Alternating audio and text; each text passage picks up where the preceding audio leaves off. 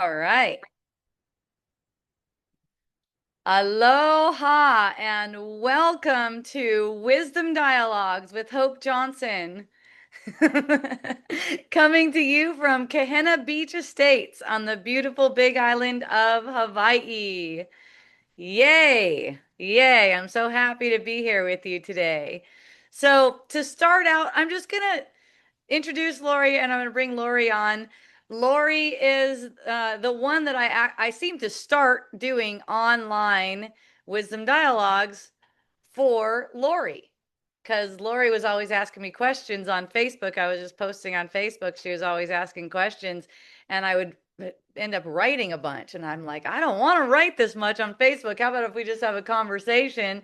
And then we started recording them. I don't know if we recorded them right away. We started recording them and started publishing them, and she was with me for a long time. She does her own Sunday show now. She does a live on Facebook every Sunday, and she's kind of similar to me in that she has a really long-term partner. So she's been with her partner since she was 14, and she's a little bit older than me. I forgot, maybe somewhere in her 60s, maybe late 50s, I don't know. um and she's been going through the same kind of thing that I was going through for many years. She says 62, okay. Going through the same thing as me for many years, where she's on a spiritual path and her partner is not joining her on that. In fact, it looks really weird to him. It's kind of, there's kind of like this, there seems to be conflict. There seems to be like they're butting up against each other, and he's telling her things like she just doesn't care about anything, doesn't care about him, things like that. So she has, I'll let her tell the story about what has transpired lately. And her and I are similar in that we're staying with the same partner. We've been staying with the same partner over time, as it seems like, what are we even doing with this partner? They're not on the same they're not on the same, sharing the same interests as us. Really, it seems like they're not on the same path because they're not sharing the same interests as far as spiritual evolution, awakening like this, and everything like that. So it ends up showing itself. So it ends up revealing itself, and forgiveness always works. Sometimes we don't see it. We don't see its effects for a while. So I'm going to bring Lori on. All right, Lori. Let me see if I can get you on video. If you want to come on video, I promoted you to panelist. Let's see if that works. And then I think I have to ask you to start your video. There. There she is. Hi. Hi, Christine. Christine's coming over. Hi. Oh my God. It's been forever since I've seen your face. The last time was down here in Florida. We met at, was it Chick-fil-A? No, we met at that ice cream place.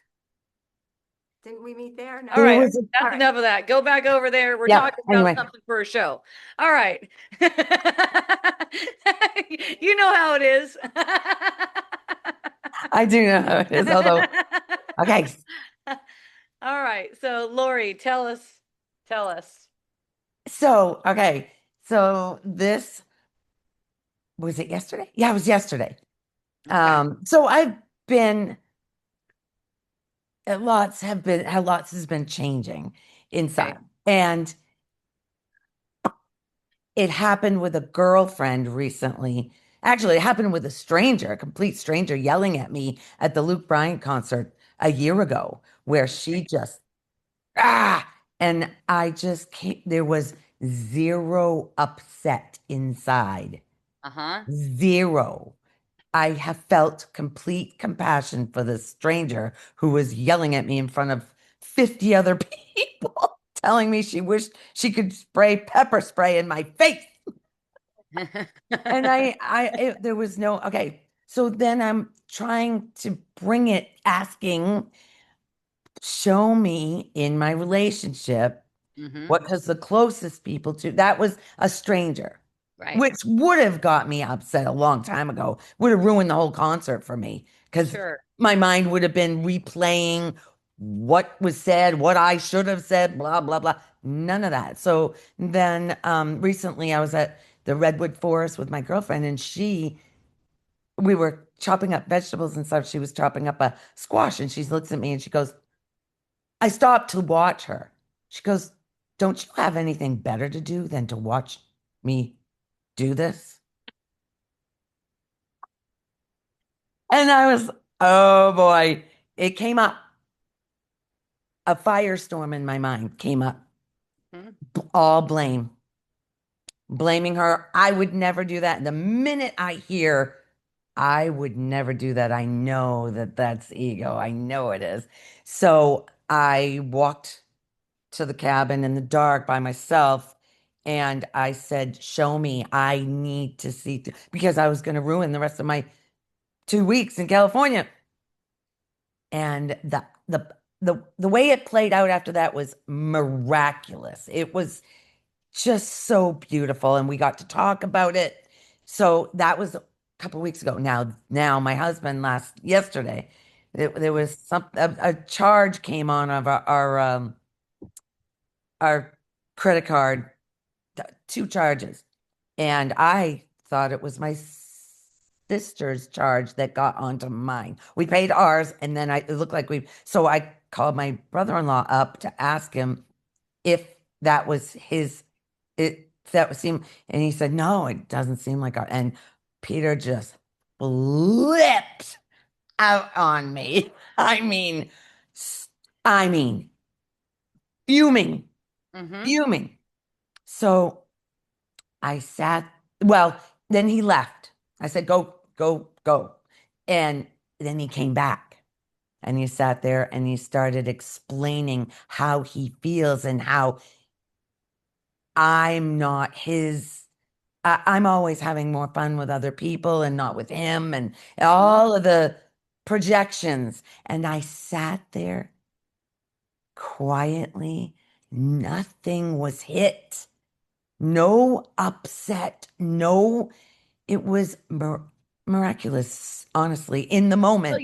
you've been going through this many times though over the years where you've been kind of fielding this energy, right? This kind of like angry energy. You've been feeling this kind of energy and you've been feeling something, right? Well, defending would come up. You would be defending yourself. Yes. So in your body's energy field, did you feel like a almost like a pushing kind of energy where you wanted to push it away, kind of like, no, no, no, I don't want this. Not this last time, but before. Before, yes. Is that how it was? There was kind Yeah, of that's how it was. no, no, no, I don't want this. And then this time, did you notice your energy field being open to it, knowing it can't Totally, hurt you? totally Right. open and compassion, Mm-hmm. just complete compassion. And as I was letting him spew all this stuff, he came back. He had to hear himself because I wasn't defending. So he started realizing what he was saying was bullshit. Oh, fun. Yeah. Because he goes, it just doesn't seem like you love me anymore. And then he stopped and he goes, well, I know you do. Aw, I know. It was so, it just was awesome for me. I tried to yeah. talk about it with him this morning, but I don't want to talk about He it. doesn't want to talk about it, right? Yeah. I mean, in my case, my husband did not see until I left the situation. Yeah, I Uh, know he made an about face the minute you left. Yeah. Yes, He went right into A exactly. Course in Miracles. Yeah. Right. And that's not up to us, like whether we stay or go. That is not up Right. to us. That's totally the orchestration of the spirit. We don't Right. make choices in the world at all. We only make the Right. choice between love and fear. So that Right. was one of the things that, carried me through because I would get thoughts that would be like, what am I doing with this person? And the Holy Spirit would show me that's not up to you. Just Mhm. let it play out. You're together with a person, you're close with a person like that because it's the most beneficial. So, Exactly. and no matter what it is, like whether you're splitting up or whatever, it's always orchestrated because it's the most beneficial. So Mm. you're just choosing love in the moment. And success isn't really, you can't define success as, okay, I was calm that time in my body, or I was upset another time in the body. It's really self-compassion is you're embracing yourself in the Yeah. situation, Yes, that's it. That right? is Like whatever exactly it it. is. Because Be- the more you're embracing yourself, you're going to be orchestrated in a Hold way on. that shows your mindset, and your embracing mindset is really what's going to teach your mind, which helps everyone else as well. It was able to hold space for him to get it out Yes. without judgment at all. And that's a good way for people to see too what they're saying, and what are they really after when they're just allowed to express. They're allowed to express because you don't have any defensiveness toward whatever it is that's coming out. Right. And as they're expressing, they can see their own words, and we're not in charge of teaching anyone. That's the other thing. We're not really anyone's teacher. Even if we're in the role of teacher, okay, then we're orchestrated in a certain way where we're being a teacher in the field, but still the Holy Spirit is doing the teaching, you can say, through us. So it's not like our responsibility to make them make a change or anything like that. We're using our experience to have the Holy Spirit teach our minds so we can see clearly. Once we're embracing everything, and we can feel that in our body's energy field, once we're embracing everything, then things get a lot easier. Okay. But when we're not embracing everything and we notice that we're pushing away, that's also where we just ask for help. And we ask for help, we're going to get it. It's just that we're not asking for help many of the times, going into confusion, wondering why this is happening. What did we do to make something like this occur, and stuff like that? That was it. I used to sit there and things that were coming out, I felt guilt, like I did do something wrong. Yeah. That was a huge thing for me. I've done something wrong through my life, Yeah. like consistently in every situation. Yeah, well, And it's as if something's wrong if you don't have his approval too. That's something that I notice in my own mind. It's like if I don't have his approval, then something is wrong. And yep. that changed. That changed from seeing, from going through. It's these relationships where we get taught. Our mind learns through the relationship. So, our mind might move to, I just got to leave this relationship or something like that, but just leave it up to the Holy Spirit so that you're not leaving too soon. That's what I noticed. It was like it was shown to me, it was maybe a year or two before I actually left the relationship. It was shown to me, you need to stay. You're not done yet. Mm. Okay, because if we're not done healing whatever needs to be healed, then we have to have the experience again. And who knows how long it might take before we manifest another relationship like that, where we're orchestrated together like that, and we're bringing up those same issues again.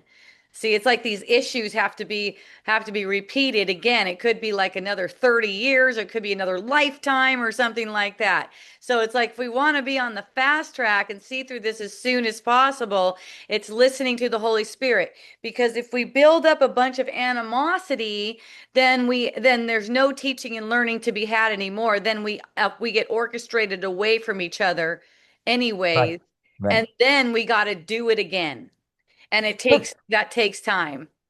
it seems like the animosity this, as I'm having compassion here, Yes. that's dissipating any animosity. Yeah, and you don't even mind if you're staying with the person or not. That's what ends up happening. You just don't even mind. However, you are orchestrated, and then you don't have that anymore. You don't have that animosity. So who knows? You guys could still be going forward together, or it could fall away. What I notice is this. Here's what I notice. Once my mind went to a certain place of awakening, it just was not it was not tolerated me having relationships with close relationships with people who were closed off. That just does not occur anymore. It just doesn't Yeah. even occur anymore. I do not have Yeah. close relationships with people who are closed off. There's just no reason for that. There's no need for that anymore. So Yeah. it's like up to a point it was useful, and what I was shown was, okay, this is still useful. If you don't open up to this right now, you could be orchestrated away from the person, and it would take you longer to see, because then if the teaching and learning, if the conflict is so heavy that the teaching and learning can't happen, then you're not going to be together. Right. So it's Mm. like your mind, and you've been doing an awesome job of this, of course. Your mind has been open to okay, show me if For there's a long conflict. time. Right. It's like by the time I finally was leaving Tony, there was no animosity toward him at all. It was Right. Yeah. completely peaceful toward him. Mm. Yeah. He even asked me, he goes, "Have I been a bad husband?" I'm like, "No, you're a freaking awesome husband." Yeah, I would recommend you to anyone, It's just like you're just not Mm. on the same wave with me, that's all. Yeah. Mm. Right. And it's like that with friends and everything. It's like that just doesn't work. It doesn't work anymore. It did until a certain point, but now what I notice is that just doesn't even transpire where I'm in a close relationship. It's like apparently I don't have time for that. Yeah. It's like my mind's being used, and my image, you can say, this vessel is being used for experiences with people who are open in that kind of way. So Mm. I'm not finding myself in situations, in close situations with people like that anymore. Family members included, sisters, Yeah. whatever, anyone. It just is not occurring. And I know you had another question. You were leaving me a little bit of information on a voicemail about, I want to help these particular people, right? So say it in your own words. So my sister and her husband are estranged from their son, and I seem to be in the middle of it. Not, I mean, just I'm the one that they're both talking to, that they're all, and I realized last weekend that I it's not mine. Okay, There, you were telling me that my awakening, my understanding, my is going to help others, but it isn't. It does okay, good. That's a good question to bring up.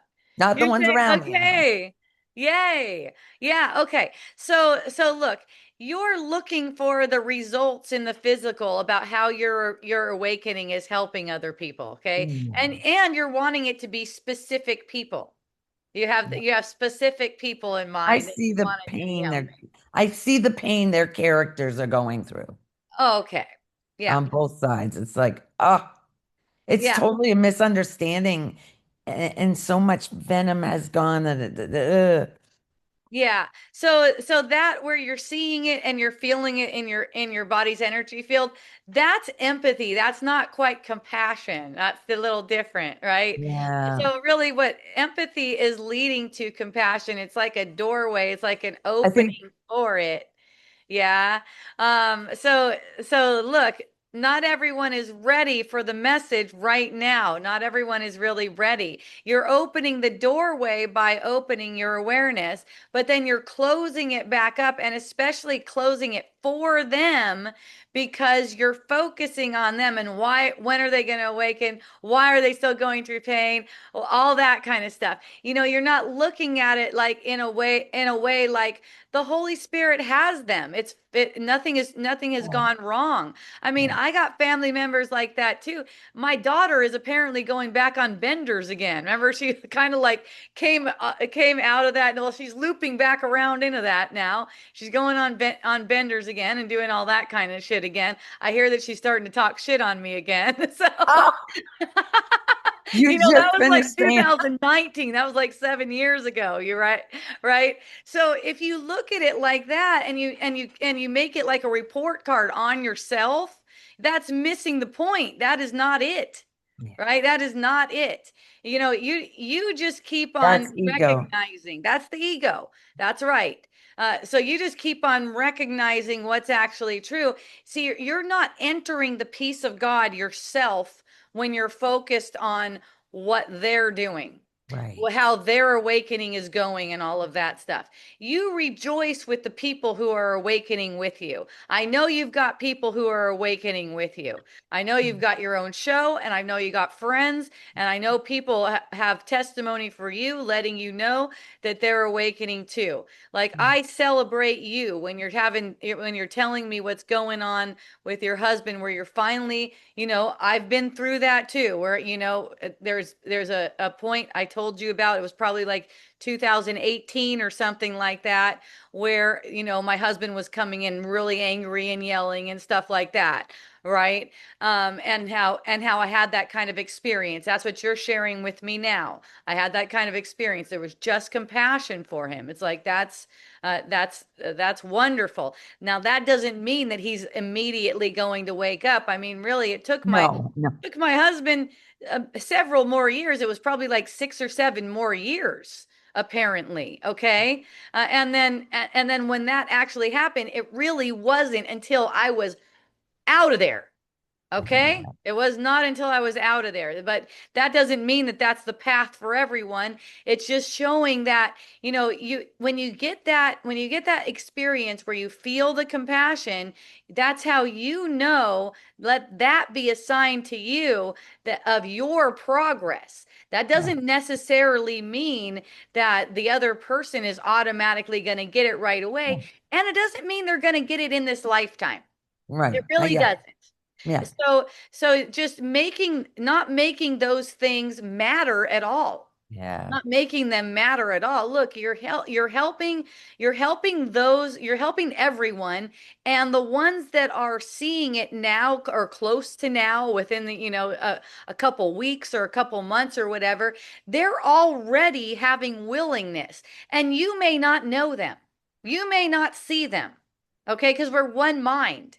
So when you're picking out particular people who are close to you in your experience, you're picking out those people and going, they're not aware yet. This is also why you keep interacting with them. It's like you don't have to have all these interactions with them. Mhm. Like Yeah. my daughter, for instance, I've been here for like a month and a half or something, maybe 2 months. I haven't even seen her. There's just no need. There's no reason for the interaction. There's no, I'm not going, I got to see my daughter or something like that. Of course, I did see one of her friends last night though. And I asked him, hey, when are you coming over to one of my talks? I'm only here till whatever. And he said something about his car, and he happens to live with my daughter. And I go, tell my daughter, get her fucking ass go over to Wisdom Dialogues and bring you too. But you know what? It's like I don't mind if they come or not. I don't Yeah. mind if they show up. I've talked to her a couple times on the phone, and I'm just really like, hey, I hear you sounding like this. What's going on?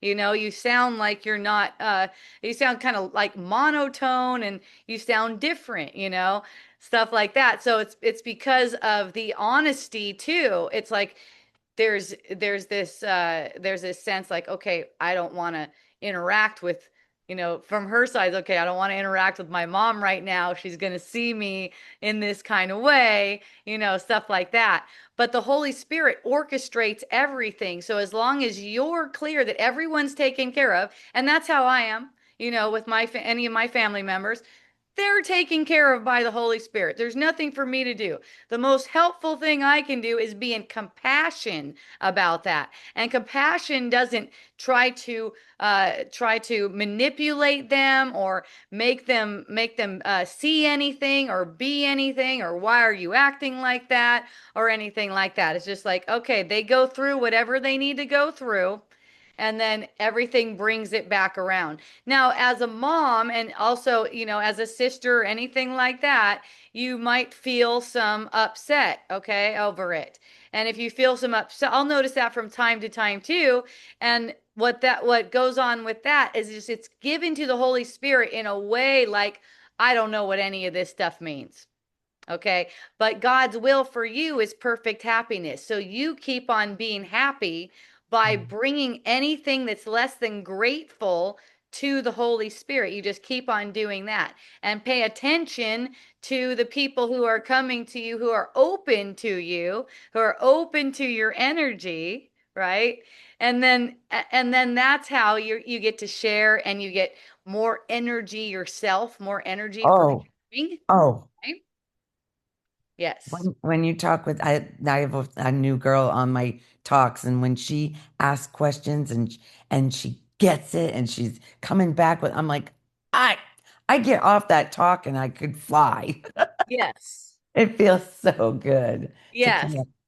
That's connect. right. And Well, that's that, because that person is at a certain point of willingness where they can take that. Not exactly. everyone in your family can do that. And you're No. and you're not gonna be interacting with your family members unless you need it. Right. Yeah. There's the thing, see? So you switch it around from okay, I want to help them is coming from the ego. Yes. Right. Okay. Yes. It's way I different see from, it. Yeah. like I was talking about last week probably, and for years I've been talking about this, where it came to me, the words that came to me was show me how to help heal his heart or their heart, Oh, right. whoever it is. But that was very sincere. It wasn't coming from the ego because it had to do with the projections that were coming from my mind. It wasn't trying to make him manifest to me a different way. It wasn't trying to make him finally see. It was for my sight because my mind was projecting and I didn't want to hurt him with my projections. You see that? Right. Yes. That's the thing that you're being helpful with. When you want to stop hurting them with your projections, like as in they're at the wrong place. They shouldn't be like that for some reason, right? Mhm. Any of those are your projections. And we were talking about giving is receiving. It's like you can't be giving to them. You can't be giving to them while you're projecting onto them. See? You cannot Right. be giving to them. Ooh, See? that's a big one. So if you're making like you want to change how they are, Right. that's That's projecting onto them. yes, and that is exactly what I see though. I see it. That's exactly it. Trying to change how they are. Right. Yeah. Yeah. So they took it as it's their fault. I'm accusing them of it being their fault. Right, of course. Yes, Therefore, that's what's going on. So it's like you're not being kind to yourself. That's why this giving is receiving. You're basically giving them their innocence back. You do not see anyone as they are. You don't see them as they are. So it's like, take the idea that, my daughter's going on another loop again, right? She's going on another bender kind of loop where she does a lot of cocaine, okay? right? Yeah. Take something like that. If I were to make that like she needs to change, that's not giving to her. All Right. right.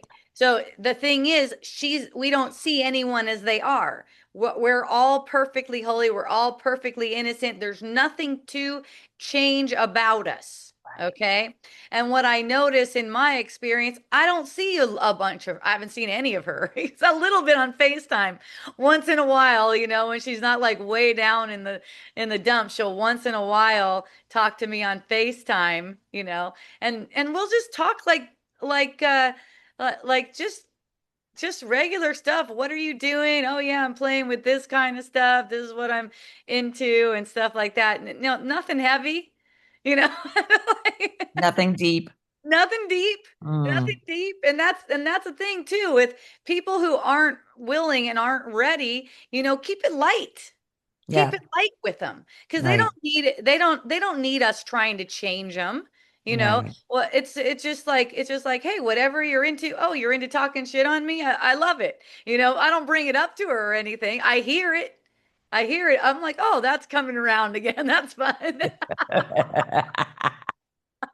Right? I mean, last time it was coming around, she was living in the same house as me. It was so funny. One of the times she was accusing me of being judgmental. She had me stick my finger up her nose because she wanted to show me that there was a hole in her nose. There still is, like there's from doing cocaine, there's a hole in the septum. You can like stick your finger right through that thing. And she's like she's like trying to convince me that something's wrong, right? And I was like, no, okay. I felt up there, I was like, oh yeah, there's a hole there. Yeah. And well, this is really bad, Mom. And I was like, well, okay, yeah, I don't see anything wrong though. I mean, I don't see anything as problematic. I don't see anything really as She's still problematic. breathing. Yeah. I mean, and even if she's not, it's like what do you want? And I asked her, what do you want? Do you want me to get upset over this? And she said, yes. And I said, okay, that's good to know that. I don't feel upset over it though. And so then maybe a few weeks later, she was standing there accusing me of being judgmental because she does a bunch of cocaine. And I could tell she wanted me to be judgmental about doing a lot of cocaine. And I said, well, do you know what your function is in that when you see me as judgmental? And she's like, what? And I go, forgive me for it.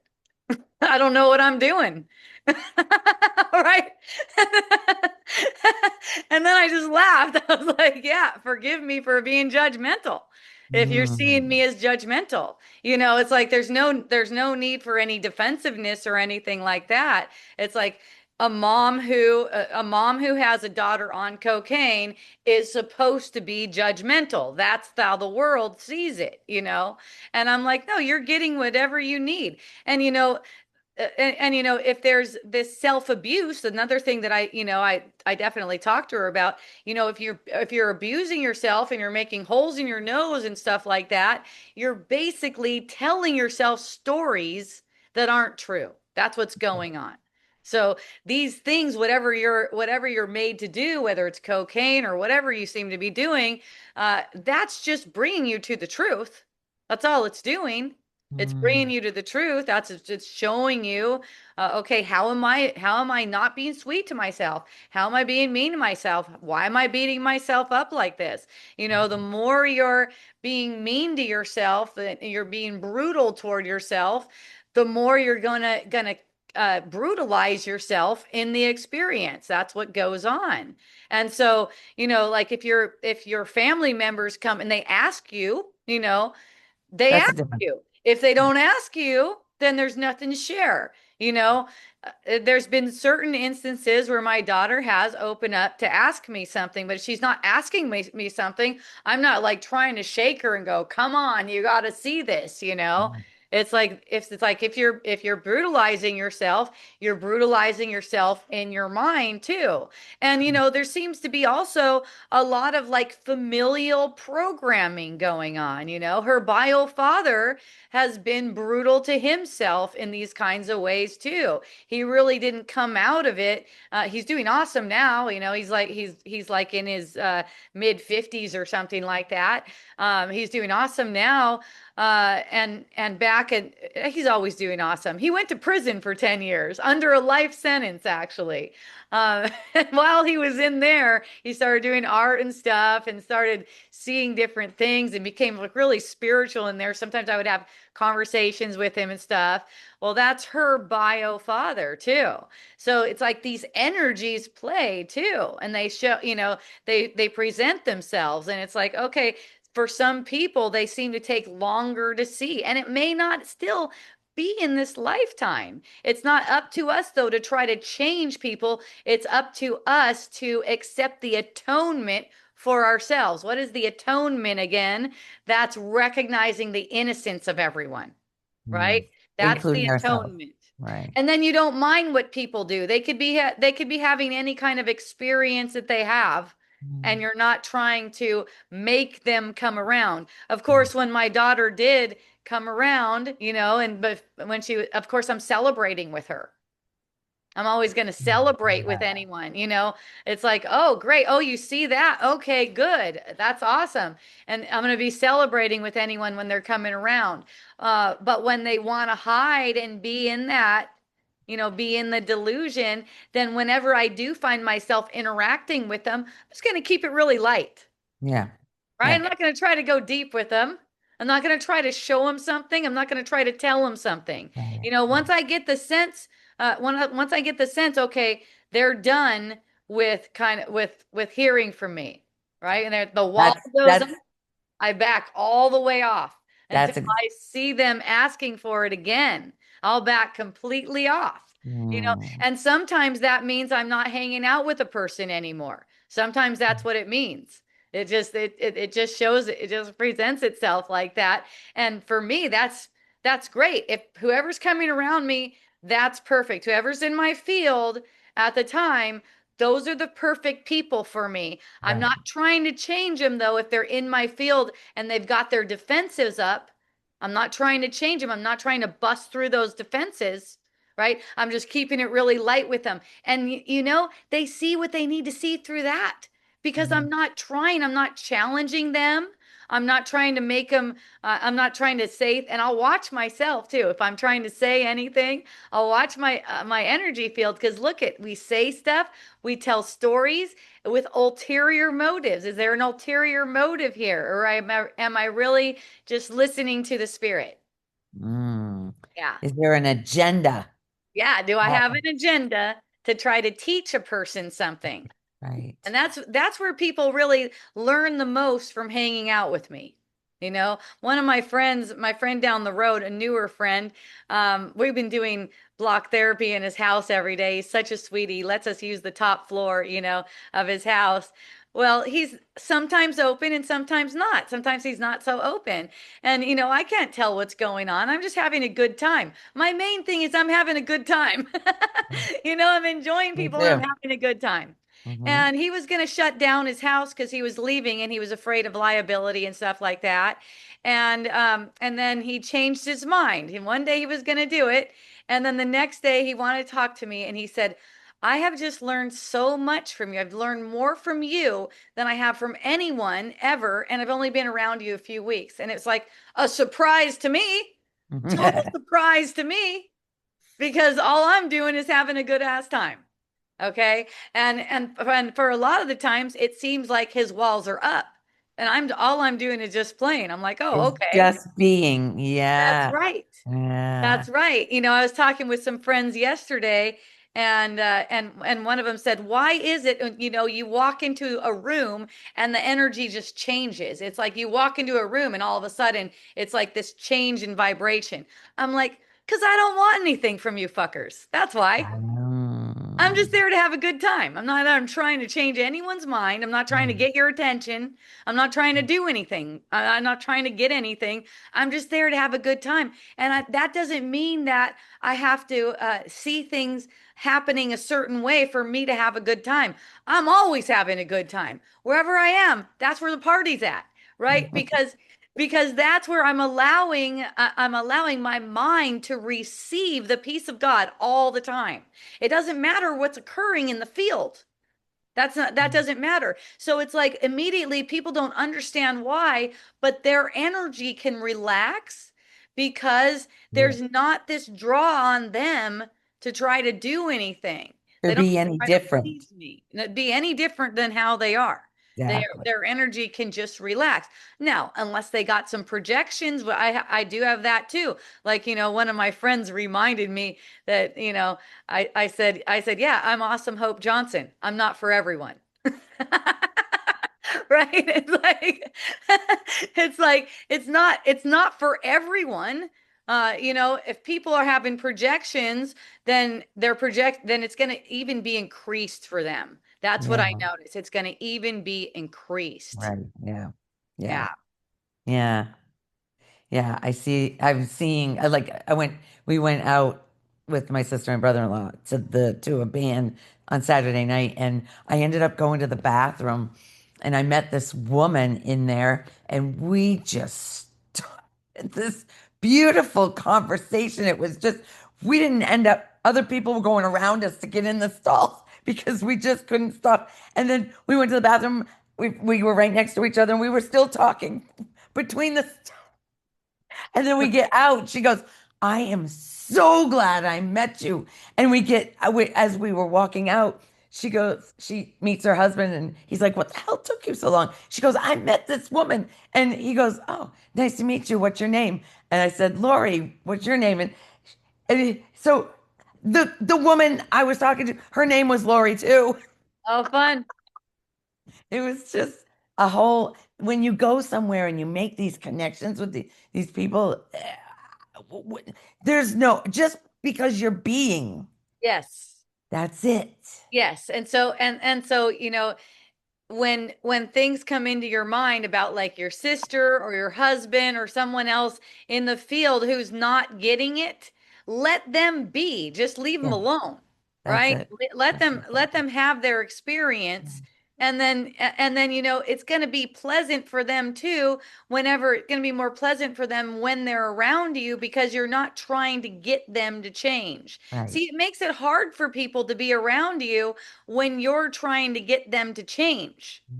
Yeah. When you're reflecting they need to Because change. they're feeling judged. Yeah. Yeah, a lot of people are feeling judged anyways. That's usually Right. what's going on, Because they're judging themselves. right? Yeah. I So notice that's just, I notice with my daughter, she gets a feeling like she's judged, especially now that I don't have a habit of smoking ganja. It's kind of like when I had a habit of smoking ganja, I had a habit of smoking spliffs, right?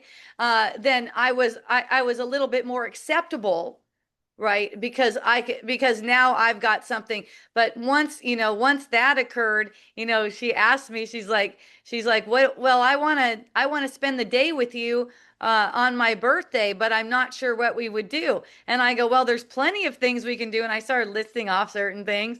And then she had a friend with her in the background, and her friend's like, oh yeah, that's just like a Leo. I happen to be a Leo apparently, to start listing off things they want to do for your birthday.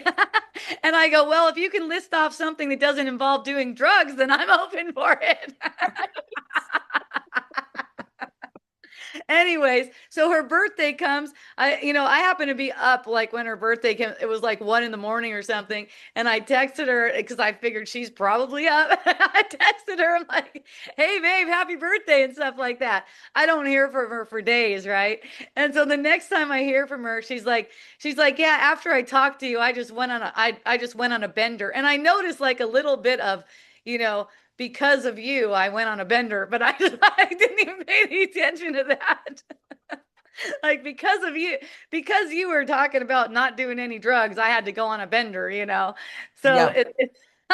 if you don't know what a bender is, it's like where you stay up for as many days as you can, continue to do cocaine without sleeping. You kind of go insane on one of those fucking things. I haven't actually done one myself, but I've seen people, I've been around people where it's like you go to all these nights with no sleep and you're just doing a bunch of cocaine and you're talking all kinds of story.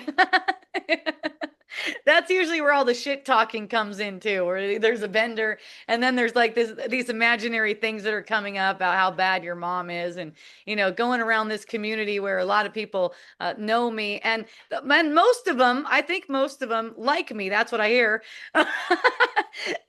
And so then there's my daughter on benders going around talking about, oh yeah, but you don't know this about her and just like all these kind of stories and stuff like that. And I just have a great time with it. Sometimes Yeah. people come up to me and worried about her, like actually worried about her, and go, oh my gosh, she's like, are you okay? And I'm like, everything's all right. I'm like, she's just kidding. She's just kidding. She doesn't mean any of that. That's exactly when Peter was doing spewing all that stuff. He's just kidding. He's just kidding. Yeah, Just they kidding. always are because they always love you. Everyone Mm, loves you in truth. And one thing that I really like to go back to in A Course in Miracles, it says in A Course in Miracles, you're perfectly unaffected by lack of love. Okay? Whether mm, it's coming from a person to you, you to yourself, right? mm, Or you to another person. Even you to another person. If like let's say back there I felt like I wasn't loving enough toward a person. Right now you're perfectly unaffected by that. See? mm. That's how you receive the love of God because there's only now. So that's only a memory, right? When you're remembering something, you're projecting that now to take you out of the peace of God. So And that's where you can experience the peace of God right now, right. recognizing that you're unaffected by any lack of love. Mm, Always, yeah, you always are. It's just your willingness to accept that and to receive that right now and not ruminate over with the thoughts over and over again with the thoughts. And right. it's like the solutions in the field, they're just shown to you right away, like what you're going to say, how you're going to be, anything like that, you know? Mm, mm. It's the innocence, and that's what the atonement is. The And atonement is accepting the innocence of everyone right now. All that needs to occur is you need to see things differently. You need to see things through the lens of innocence, and you're home, right? that's You it. just That's stay it. at home. That's it.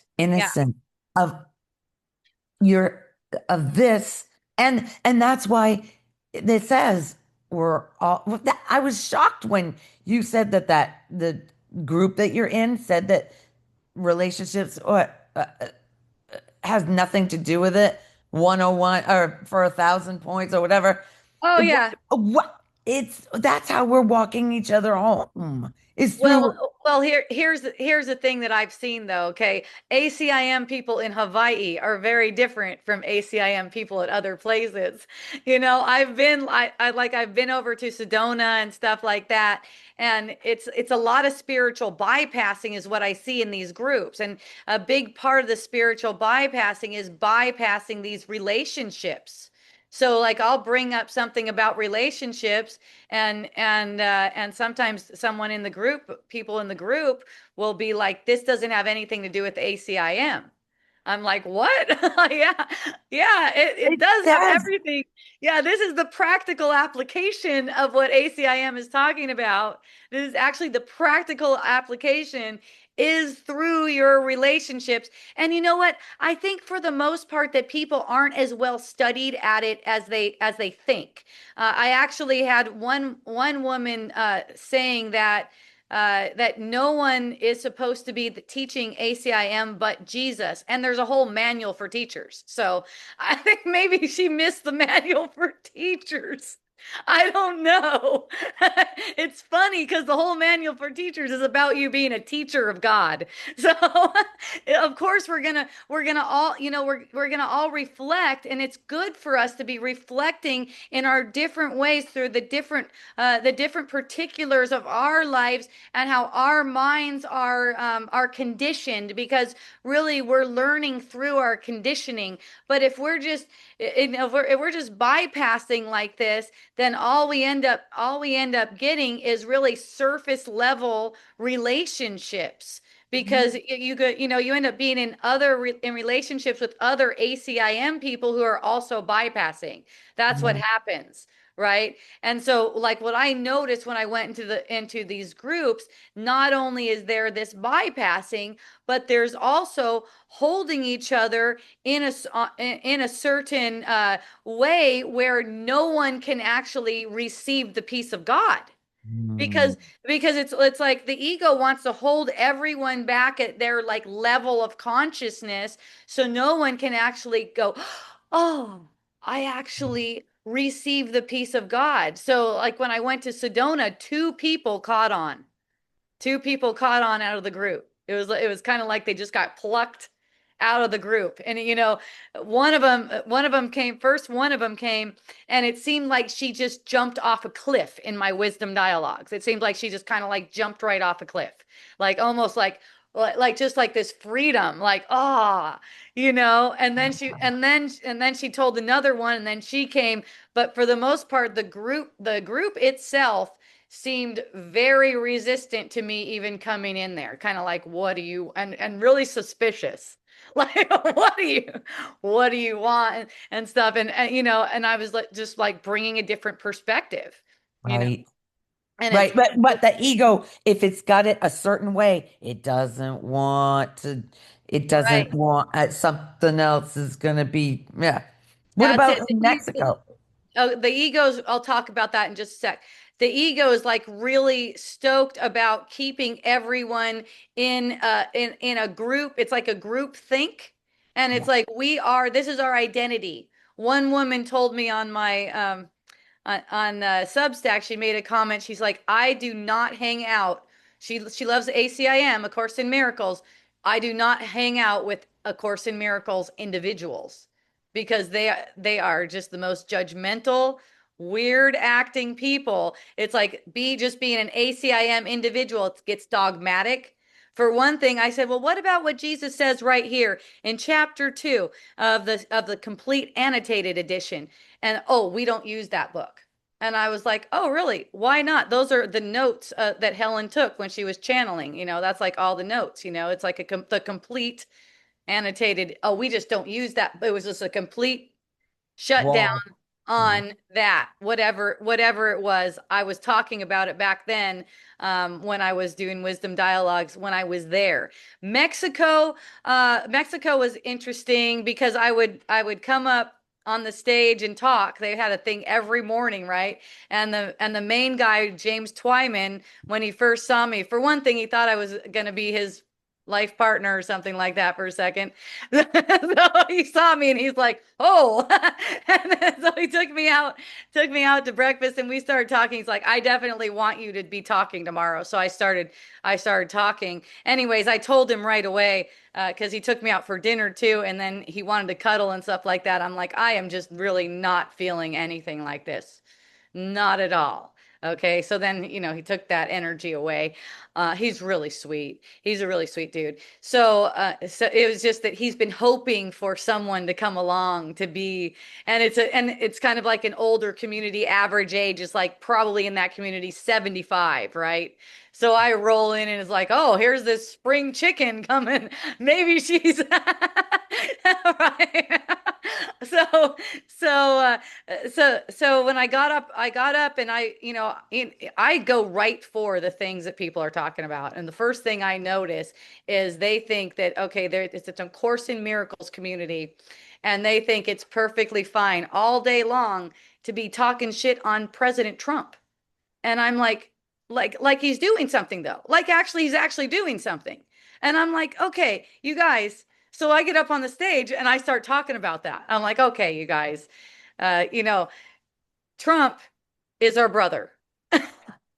He's There's our no fucking brother. Okay.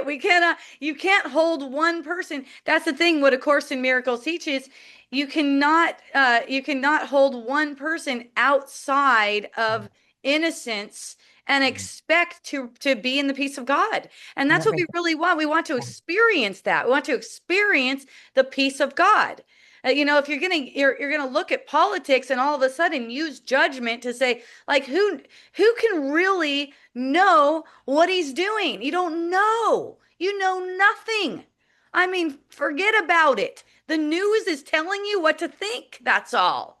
No one knows anything. And that's it's like A Course in Miracles talks about too, taking this aspect, like a part of of reality, you could say, a part of the illusion, an aspect of the illusion, and thinking you know the whole. You can't.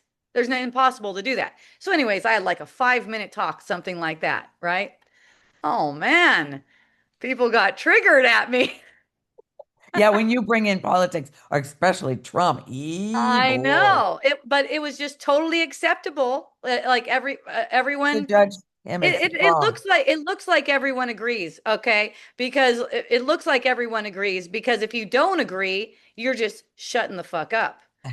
Right, Right? Because otherwise they're going to jump on you because it's like mob mentality. right, It's like exactly. it's like you're a murderer too if you have anything different to say. Well, I had something completely different to say. I'm not on any side of the political thing. I don't have any care about that at Same all. here. What I see is disparaging a brother. It's like you're making him out to be a victimizer. You're making all the people that he's victimizing into something, right? You're not giving them their innocence. You're not handing them their chalice of atonement, right? If you're making it so that he's doing something to them, it doesn't do anything to anyone except it prevents you from entering the peace of God, right? It Exactly. I prevents you see from that. So if that. I'm up there So talking, that's what I'm talking about because that's what's coming up, right? But it was kind of like, oh, some people were like, right on. It was like, there were some people that would come up to me after I talked. They'd be like, "You say more in 5 minutes than we hear in this whole fucking thing that they put on, right? You say more in 5 minutes. It actually allows me to open my mind and receive the peace of God, right?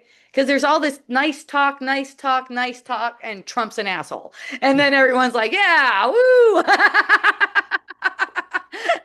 Right, right. And it's like, man, that's really where you're giving your forgiveness opportunity. So mm, that was a big thing. That was a big one of the big things that I noticed in Mexico. There were definitely some people who appreciated it. Definitely, it was more like a smaller handful of people, and then there's definitely people getting triggered. You know, which is perfect. Oh, yeah, it was perfect. So I would go up there and talk, and then I just moved away. I moved to my own place. And then when James was asking me to come back and talk, and I just said, no, I'm not going to come back and talk anymore. I'm just going to do my own talks 4 times, well, 2 times a week. I was doing a talk 2 times a week. I was doing block therapy. That's where I had most of the people from that community because I was showing them, like how to use blocks and stuff like that. Oops, I'm not allowed to say block therapy. I got a cease and desist from block therapy while I was there. What's that? A cease and desist. Oh, it's because I was having blocks made in Mexico, and then I made flyers, and it said block party. I didn't say block therapy, but I said block party, and totally free, totally free. I had a donation bowl. People would leave me donations, but I didn't have like a suggested donation or anything. So it's a legal thing where they sent me a cease and desist. Otherwise, they're going to sue me. Block therapy. And I just sent him a note back and let him know I'm within fair use because I don't charge and it's just community stuff. Yeah. And to let me know, also let me know if they have any, if they have any flyer that seems like I'm violating anything, to just present it to me. And they didn't get back with me on that. But that's where it was interesting because, I've shared how block therapy is kind of like the somatic version of what I'm talking about with opening up your body's energy field to receive the guidance and to stop resisting life, right? So I would have these people who couldn't take it. Some people were resistant for just from the general community, resistant to A Course in Miracles because they had been around A Course in Miracles people and they thought they were assholes, right? So, so, so then they find out I'm a Course in Miracles teacher, and they like me, but they don't want to hear about A Course in Miracles, right? So I take them, and I covered my floor with puzzle mat from Amazon. I could buy it there. Covered my floor with puzzle mat, and I'd have all these people laying on the floor. That's Doing how I block got, therapy. that's how, yeah, yeah, and that's how I got to interact with them, doing block therapy. And of course, I'd share stuff with them, not like mentioning A Course in Miracles or anything, but just being who I am. And I'm sharing, how to get these releases and why it's good to get released and be released from pain and relax and stuff like that. And, I'd share about how when I first went on my spiritual path, I didn't really know where I was going or what was going on. I just knew I needed to be on a spiritual path. And the spirit was informing me that I could always relax more. That was the information I was getting. I was getting, you can always relax more. So I don't need to be tense about anything, right? And so when block therapy came into the picture, it was like, oh, this is the somatic version of what the spirit has been showing me, where I'm addressing pain that I'm not aware of, right? It's bringing up pain that I'm not aware of, not consciously aware of it. Tony's blocking right now. He's on the floor here with a block. Oh, That was that's another thing. awesome. When I was with him, he didn't even like block therapy. He was like, "Fuck that stuff. What are you doing laying around on a block?" Now he's always on a block. But it brings up pain that we're not aware of, and Right. lets us be consciously aware of, in a space that's comfortable and relaxing. So it's not like you're torturing yourself. You're just encouraging yourself to release this pain, right? So the people were, so 2 times a week I had that. The other 2 times a week I was speaking. Two people showed up when I was speaking. It was the block therapy where I had all the people showing up, but it was two people would show up while I'm speaking. And those two people were like super grateful for it. Eventually it was like three or four, something like that. And then also there was a regular every day of the week, Monday through Friday, A Course in Miracles lesson that was done in a room there. And that person went on vacation. So then I was asked by someone if I would do the Course in Miracles lesson. Well, I already had events all week, but I took two of them. 2 times a week, I would go in there to do the lesson, and I have some of them recorded too. And it's just like the person who asked me to do it. He's like, "This is just way deeper. It's like taking it to a completely different level than what we have when we have our regular person who's doing A Course in Miracles in here, right?" And it's just like, well, there's a way to open up to it, and it's a way of relaxation. It's a way of you stop trying to make it make sense, Mm. but you look at it in a way, okay, we're being asked to relax more. We're being asked to receive the peace of God. And then we can really see what it means. When we see that God's will for us is perfect happiness, we can go past the judgmental interpretation that the ego is making, which is why these A Course in Miracles individuals, like they want to be, A Course in Miracles person, like, you know what I mean? They want to identify as that, right? Are projecting like kind of like this judgmental vibe, because they're seeing A Course in Miracles as being judgmental, and it goes along with Christian culture. Christian culture is very judgmental. So that's Okay. the way we've been conditioned anyways, to see things in that way. It kind of makes me think of, because I came from the non-dual genre when you and I started talking, and I I was wasn't asking even on A Course in Miracles very much. I was when just we, checking it out at that time. You right? know, I was And just checking that stuff out. I remember that's what my questions were coming from. I Yeah. was just, yeah. So, but I found myself judgmental Hmm. against you because Against you're, me. Yeah. Yeah, because, and well, now, especially when I started diving into A Course in Miracles. The more I started diving into A Course in Miracles and I start gradually bringing it up in my talks, people would be judgmental toward me Mhm. about going on A Course in Miracles. Yeah, totally. It was fun. Yeah. I talked about this earlier too. It's like you can't really get a perception of someone judging you. Like you can see, okay, that's a judgment right there. That's a judgment, but you don't really feel like, oh, I'm being judged. You don't get that sense. I'm being judged unless you're trying to judge it. So Exactly. that's what I noticed a long time ago. And I'm like, it's not personal. It doesn't have anything to do with me. It's just that people still believe they can judge. And Mm. that's another thing that A Course in Miracles teaches too. You're not capable of judging. Okay, we need to talk about that. What? We're not capable. Okay, Not so capable of judgment. who we are isn't capable. It's just the mind Yeah. that's judging.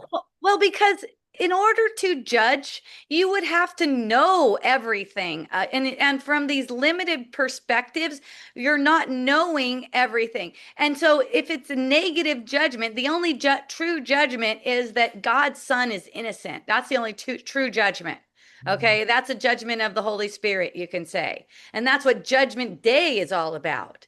Judgment Day is all about God's son is innocent. That's the final judgment, right? Because all things are known. So taking something out of the illusion, like that's just parts of the illusion, and thinking you can judge it, you're not judging, you're misinterpreting. That's a Right, different thing, right. right? You may believe that you are judging, but you're actually just misinterpreting because you don't have all of the information. You You can't can't possibly have have. all of the information. So Right. your mind isn't created to judge. And the only reason judgment is necessary, the final judgment is necessary, that God's son is innocent, right? Is because we thought we could judge, and that's why the final judgment is even necessary.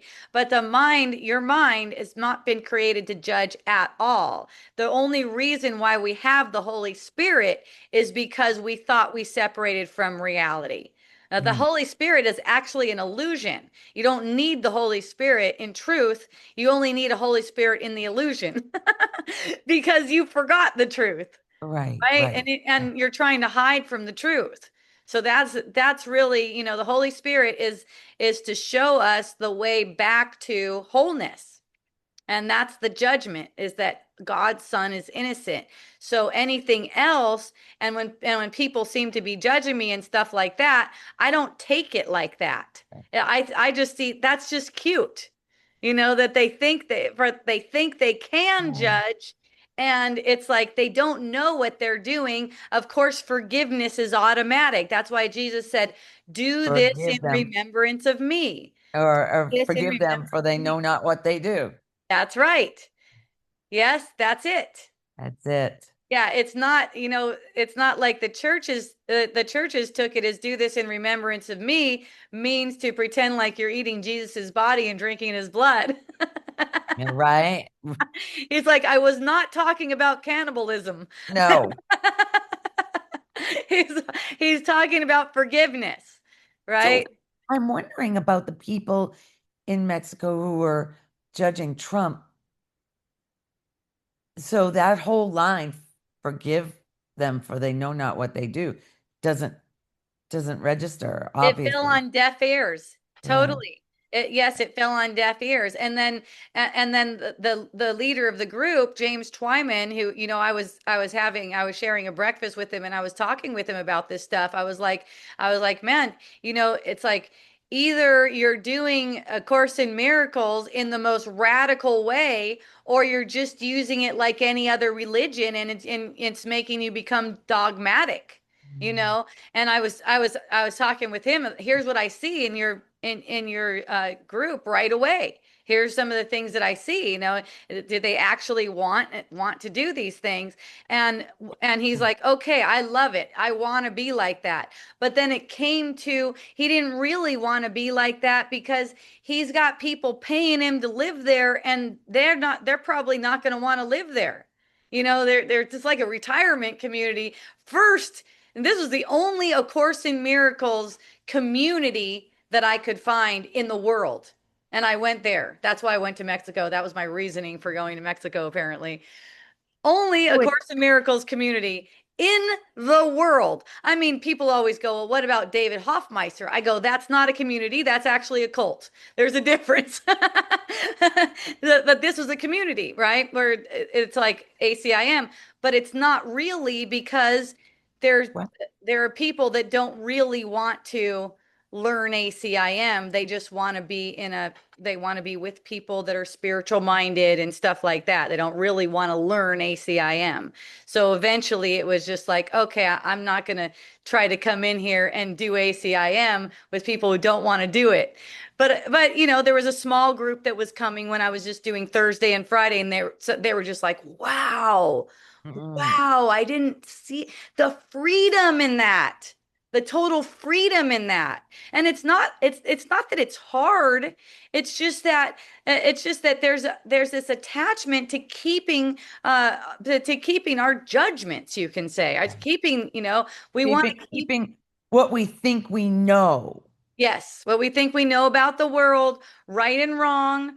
And that was, what's that? Tony said tree of knowledge. Yeah, and that brings me going on a segue right now because that brings me to the post I did today. It's about the knowledge of good and evil. Yes, And I was that was talking so with one good. of my friends about this, it came up on a Facebook post that I saw, and it was talking about how, if you're using AI to do your art, you're basically feeding an evil system. And I'm like, oh, you see AI as not something neutral, then you see it as something that's this. She's like, well, aren't we supposed to judge between good and evil? Something like that. Isn't that what we learned? And I go, yeah, that is what we learned. Then we need to unlearn it. That's the ego's thought system right there. That it's as if we're supposed to be judging between good and evil and then rejecting what's evil, right? So it's like this tree of knowledge. This is in the book of Genesis, and it seems like, this has fallen on deaf ears too. It's in the book of Genesis where the snake is actually like, hey, if you eat this apple, right? You're going to be like God because you're going to know the difference between good and evil. And that Mm. was the whole thing that in the story got him kicked out of the Garden of Eden. Well, Jesus came back and reinterpreted that and said, they didn't get kicked out of the Garden of Eden. They kicked themselves out due to guilt. Because what happens is once you take that bite of that apple, that makes think the difference between good and evil, you're suffering. And, the Garden of Eden was a metaphor for being in the peace of God. So they didn't allow themselves to be in the peace of God. They kicked themselves out because whenever you project evil, that projection doesn't leave your mind. Your mind automatically believes that you're evil. You cannot rest. See? They're just not, people are not resting because they want to hold on to their ideas of what's right and wrong. And it's also like A Course in Miracles says, you cannot keep it that way. You can't keep things that way and also be in the peace of God, right? You can't keep it the way you want it and That also seems be in the peace of God. that seems so real. I mean, right? It seems so simple. It seems simple, but to an ego, the ego just wants to complicate it. The other thing is, it's about the ego is about saving the world, right? It's about saving the planet. That's a big one. Okay. That was one of the things that turned me off from one spiritual teacher way back, way early when I started out. I read one of his books. I was like, wow, that is such a good book. It was like all about, oh, now, right? And then the second book was about changing the earth. And Oh, I was like, Eckert, oh, a okay. new earth. Yeah. And okay, what I'm talking about. Yeah. So it's like, okay, that's where the ego comes in. A lot of the times the intention is really good. It's like, okay, it's so simple. because it's now. It's just now. Receiving the peace of God now, being in the awareness, being in the present now. And then the ego sneaks in. It's like, okay, well, now that you have all these followers, you need to tell them how to change the earth. Mm, And that's when it becomes something completely different. We're not here to change the earth or make it better. It's not bad. It's mm, just reflecting. There's nothing wrong with it. We're here to embrace what is, right? Because there isn't anything wrong with it. The teachings that are telling you that something's wrong with it, that's a distraction. And perhaps these teachers that are teaching this, perhaps they started out with, "Oh, wow," and they found it. And they found the peace of God. And then it's that tiny mad idea to again saying you're separate, saying you're important now. You're mm. important to you're important to the world, you're important to the earth, you're going to help the earth. And I was talking about the Illuminati, right? I was saying in our framework, we have people who believe that it's helpful to control everyone's perception. And they basically pay these guys who are they become their spiritual teachers. They become the I don't know if it's 1% or whatever it is, the people who believe that they benefit from managing everyone else's perceptions, and they control the media and the entertainment and the sports and all the things, right? Um, they also control spiritual teachers because that is it's all set up to confuse. And a big part of that confusion is that we need to save the earth. As soon as you hear that, you know that it is a distraction. It's distortion. And people get real high and mighty and thinking that they're important to save the earth. And one thing I share with people too, it's like how can I be so carefree and everything be like a cosmic joke to me and also just be so happy all the time? I'm not important. There's nothing for me to do. I'm not even important as a spiritual teacher, nothing. There's nothing for me to do. There's no earth. I'm telling you guys, it's a projection. There is no earth the way we see it. There is nothing here that needs us to improve it. Okay? The whole reason we're manifesting an earth in the first place is because we wanted to feel like we're important. We wanted to feel like we're separate and important and special. Okay. Special. So it's manifesting as if we can do that by, saving something, save the whales, stop drunk driving, right? Getting a group of people that are doing something for the world, doing something for the earth. How can you be playing anymore? You lost your innocence then. In your mind, your innocence never really lost. You can return to it any moment.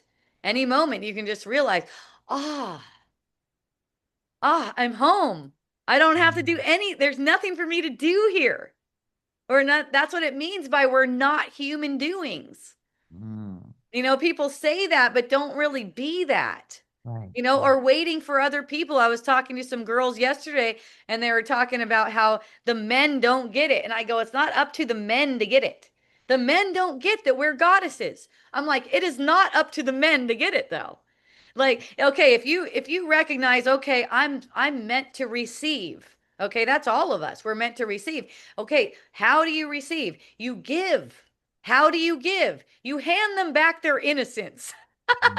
Yeah. Don't make it because you can see how hard that is on us when we're making it like they're not doing what they should be doing for us. Then it's hard on us. We're feeling like that. Okay, maybe there is. I'm not going to argue with it because it seems to be maybe there is this thing where they're like the most men bodies people are meant to be the more of like the husbands, givers, caretakers, stuff like that.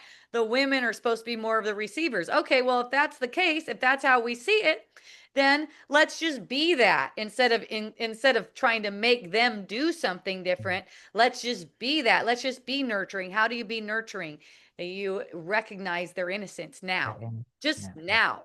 Be in the peace of God now. That's what's contagious, right?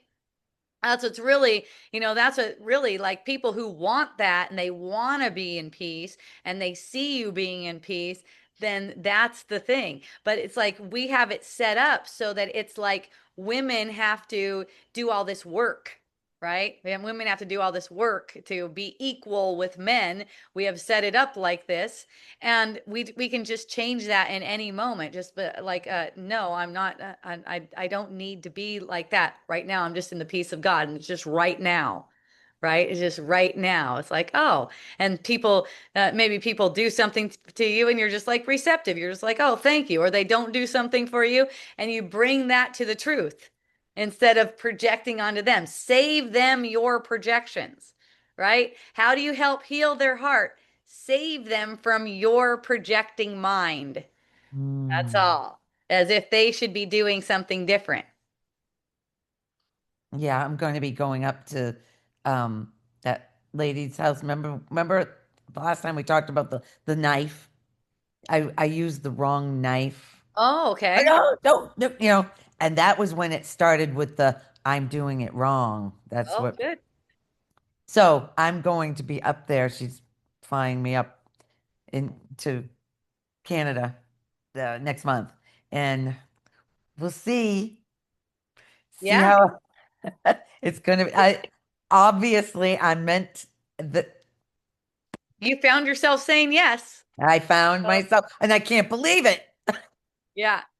Yeah. But So, obvious, just go in open-hearted, and you're open-hearted. open-hearted to yourself, whatever Yeah. reactions are arising, and letting them be seen. Yes. Yeah, just letting them be seen. Let people have their interpretations. Yeah, I found it, when I went and lived with a person for 4 months who was very reactive, I just found it so wonderful. I really enjoyed it. That was right before I left the island last year. I was spending 4 months with someone who was very reactive, and it was just wonderful. It really was. I just like just watching my mind and not letting myself go into any kind of projection. Blame. Yeah. But yeah, by just bringing everything right away. It's like when I went in there, I knew the person is reactive. Yes, So this one is very, very yeah, reactive. that's going to be beautiful. All It right, is. let me look at this question from Amy here. Or maybe it's a question. She's saying, "I love the concept of being totally free from the concern of worst case scenarios with your daughter." Yeah, I want that freedom with my son.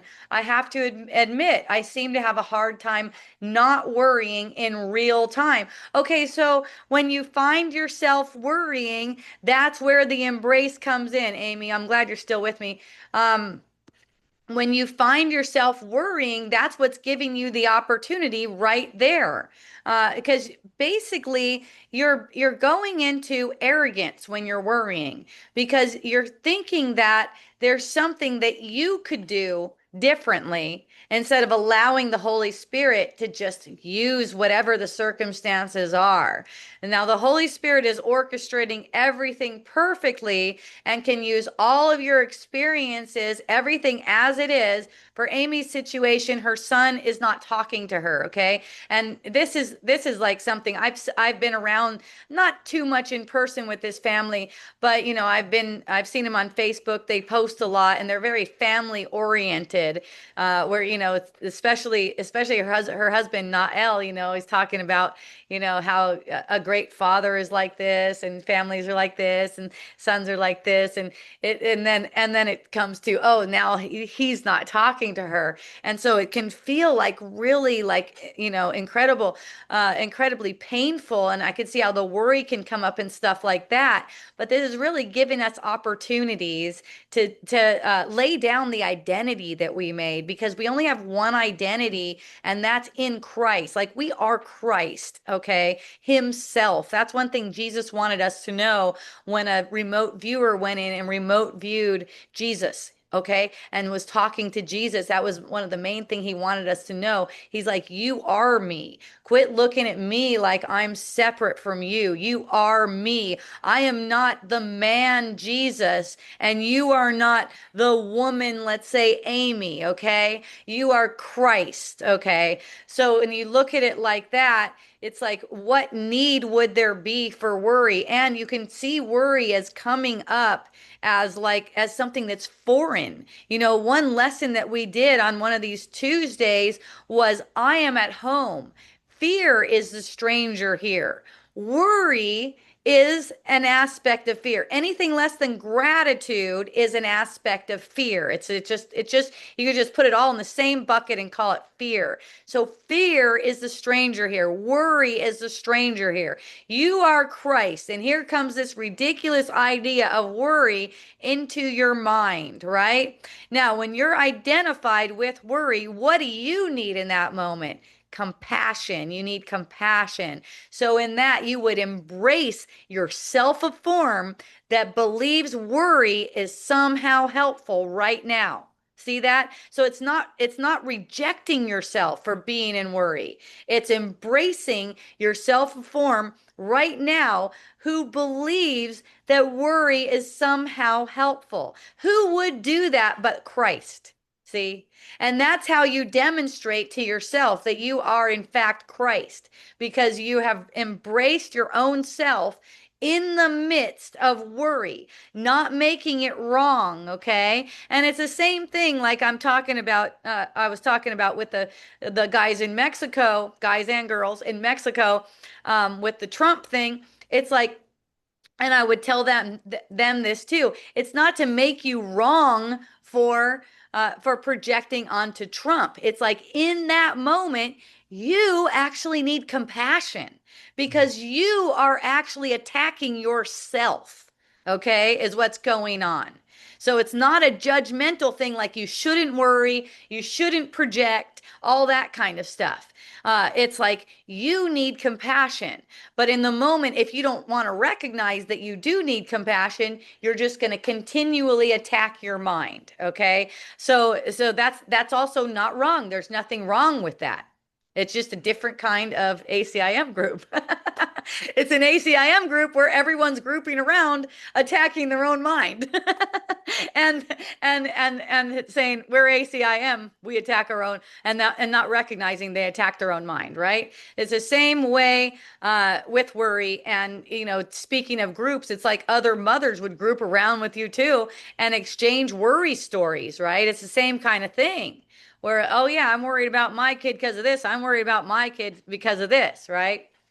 How does compassion show up and gratitude even when appearances are dysfunctional? Okay, so yeah. So you're saying that if a son isn't talking to you, or let's say if a daughter is doing a bunch of cocaine, it appears as if it's dysfunctional. So we're not going to deny that, yes, in the illusion, it's showing up as dysfunctional. We're not going to try to paint it as something pretty. It's showing up as dysfunctional. So compassion, that's looking at what's going on with your mind in the moment. Okay. What's going on? Here's worry. What is justifying worry? Notice the thoughts that are arising that are justifying worry. Notice that one of the teachings is there is no justification for worry. There's no justification for any upset feeling. Okay. There's just no justification for it. All right. So recognizing that's not to make you guilty, but there are thoughts that are crossing your mind that are actually justifying the worry, justifying the lack of compassion. So each one of those, you become really focused and aware of what is justifying it.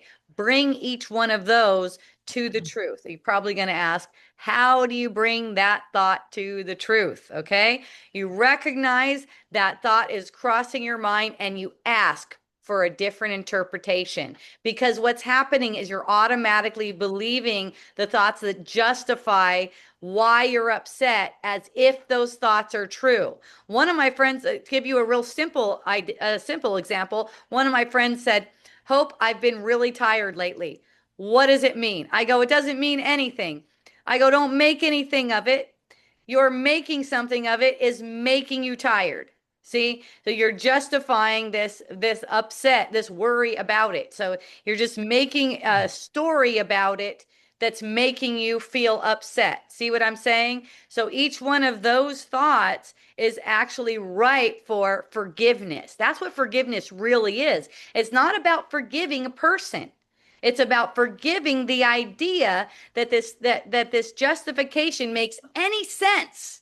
It actually makes no sense. When you see that it makes no sense, you're immediately relieved. You're immediately uplifted. Okay. Gratitude. So, gratitude comes in also when you're willing to recognize that they are just showing you the contents of your mind. You're not seeing anything as it is. None of this shit is happening. All they're doing is showing you the contents of your mind. So that's why the Son of God, and that's any human, is deserving of nothing less than gratitude from you.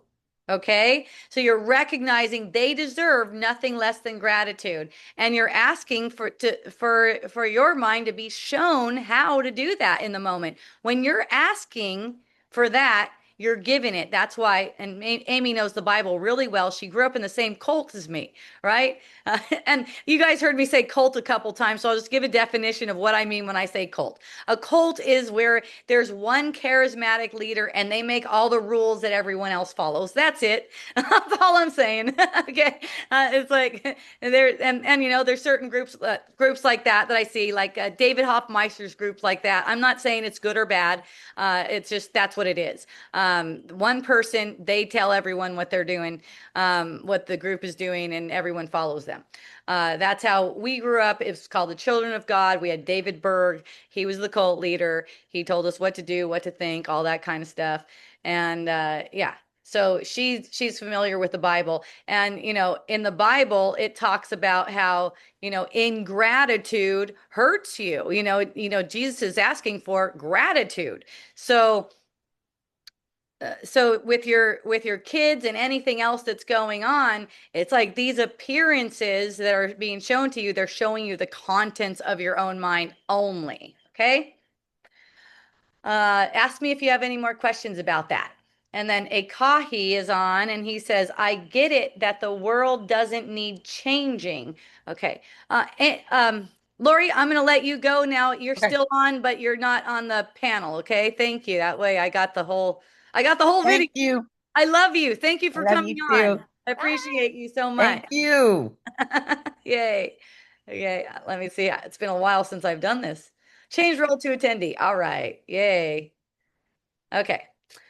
So we still have Lori, and she's still on as an attendee. Let's see. So I get it that the world doesn't need changing, not so much as wanting to change the world. Can't we influence and encourage others to do better? Okay, so see, that's the ego again. That's the ego coming in again.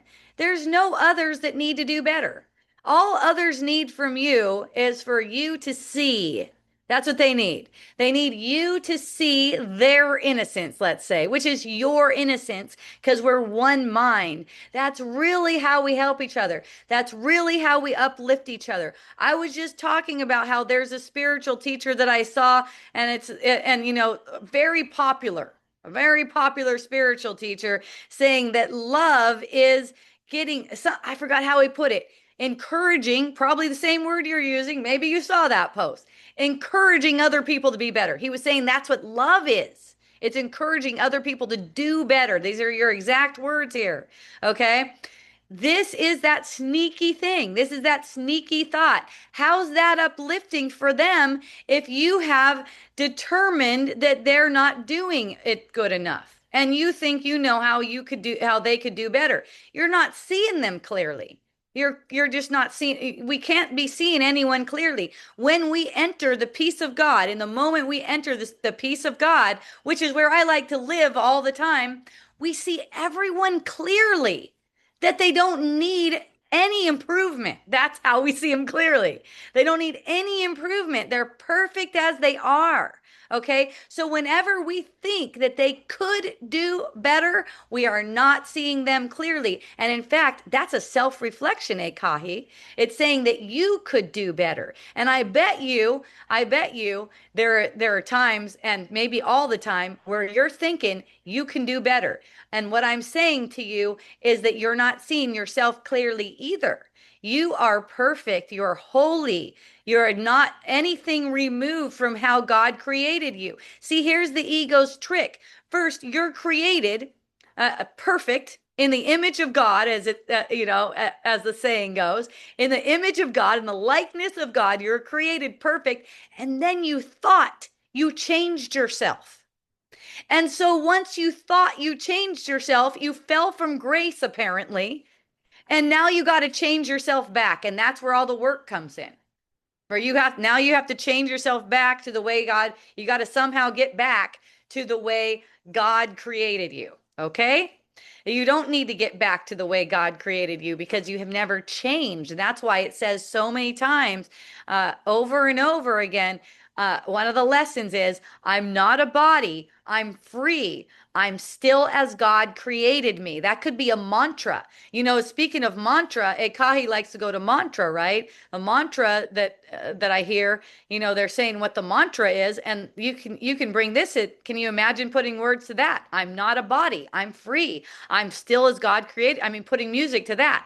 Put their little wah, wah, wah, wah, wah, whatever it is. I'm not a body. I'm free. I'm still as God created me. I don't know. However you guys want to sing it. But, singing about Ganesha being the bringer of obstacles and the remover of obstacles, that takes all responsibility away from your mind. It's as if there's this God. That's why they call them false gods in the Bible. Okay? Because there's these gods that we're setting up in the field, and we're saying they're responsible for our obstacles. They're bringing the obstacles on, and they're also taking them away. And people are singing this shit, okay? And it sounds good and it feels good, and they're singing this, and they're basically training their mind to think that the solution is outside of themselves. It's actually within yourself. If you're willing to recognize that you are still as God created you, nothing has changed. You don't need anything. You don't need any more obstacles. You don't even have an obstacle, right? And you're aware that you are as God created you. You know that none of these obstacles, there are no obstacles. All of my problems have been solved, right? There's just no obstacle at all. I see no obstacles in my perception. I see zero obstacles. There's no obstacles to anything because the peace of God is here now. Whatever's unfolding in the field, it's not, how could it be an obstacle? How can anything in the field possibly be an obstacle to my peace? Right? So the reason they're called false gods is because they keep you constantly looping and wishing for that something different is going to happen. So, am I going to get better? I'm going to do better. At some point, I'm going to do better. At some point, I'm going to deserve to be receiving the peace of God. For they don't say it like that. That might be considered something that they don't want to don't want to invite in when they're singing these kinds of songs to these various gods. That's why there's a ton of gods, okay? They're all like doing different things. They're all having different roles and stuff like that. And most of the world is into that. I mean, they got that going on in India. I'm sure when I go to Sri Lanka, I'm going to see a shitload of that, right?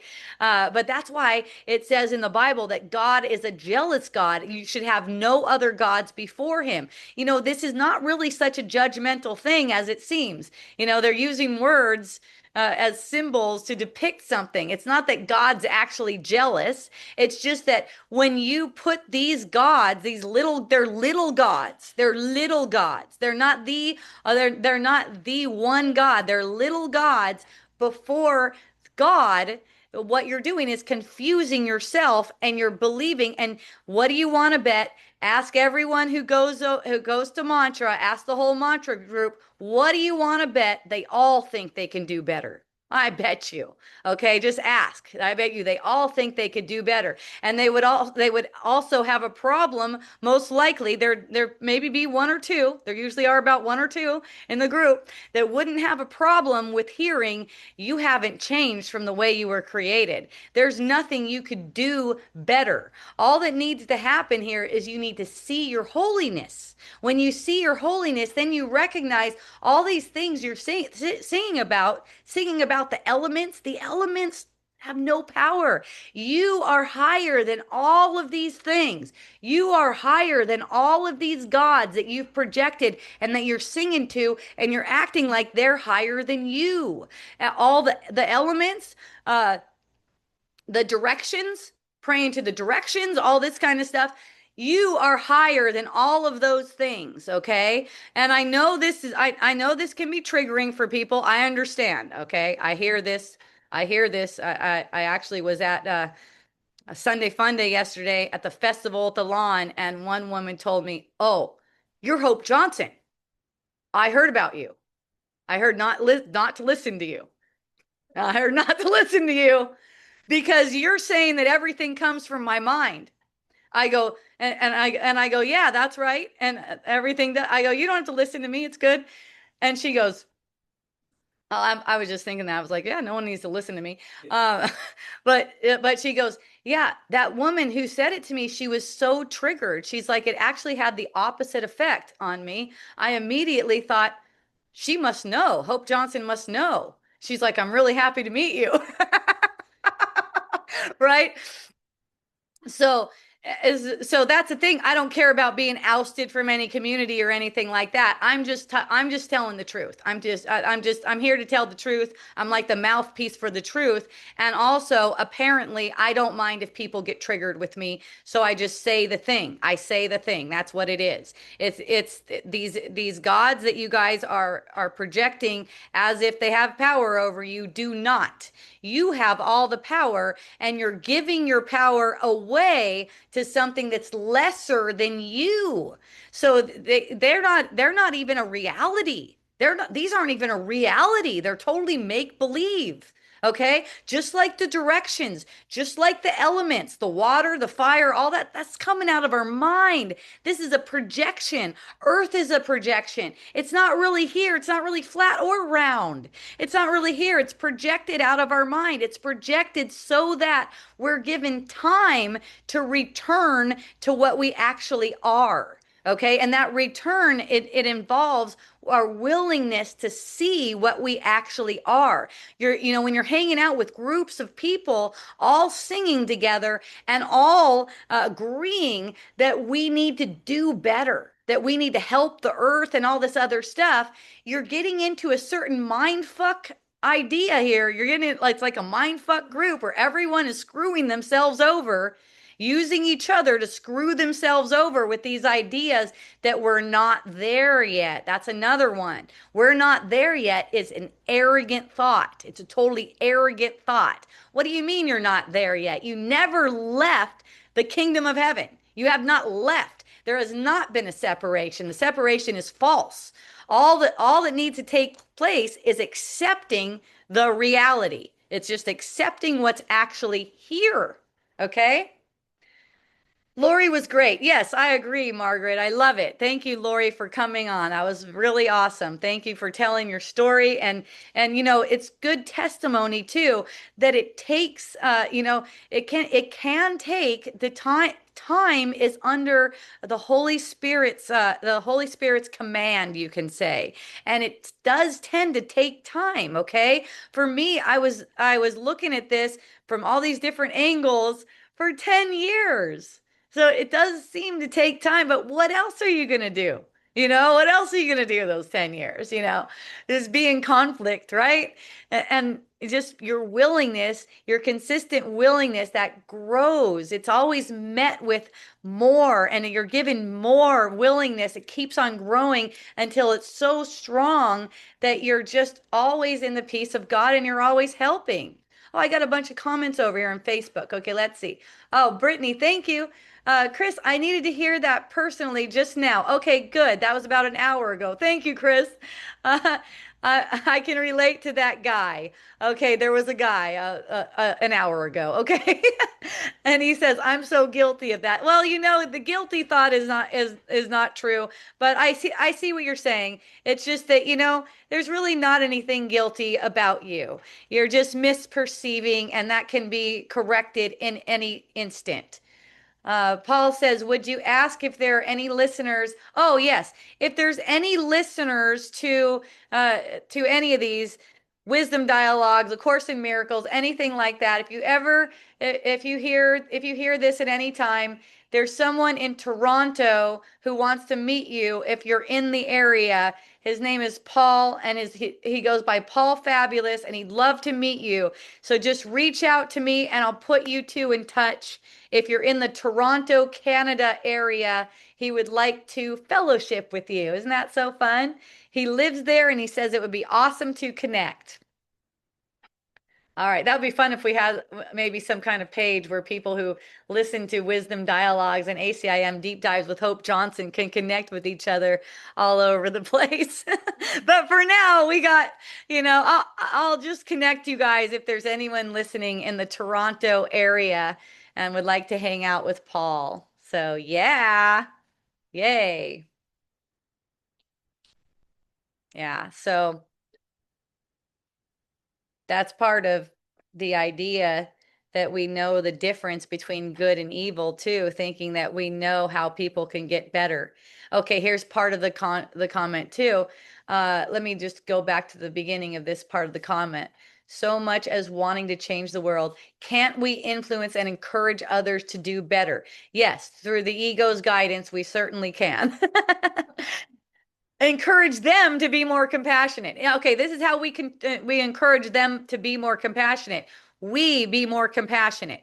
Empathy is not compassion. Empathy is a doorway to compassion. Empathy is of the world. Empathy is saying that there is justification for the way someone feels. There's no justification for that. That's where compassion comes in, and it's compassion for yourself, and wanting others to be more compassionate, more unconditionally love minded. Yeah, the way we help them is by doing that ourselves, Ekahi. That's how we show them, that's why we demonstrate it to our own mind, and then that's automatically being shared. So we're being more compassionate when we recognize the thought that they could be doing better. Okay.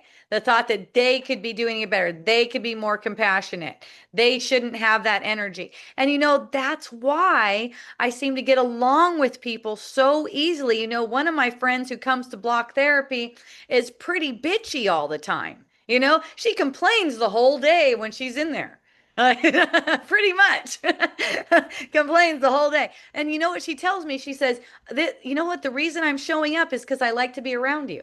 And I'm like, thanks for coming. I freaking love it. I love you being around, because it's like whoever is around me in the moment, whoever isn't around me is around me.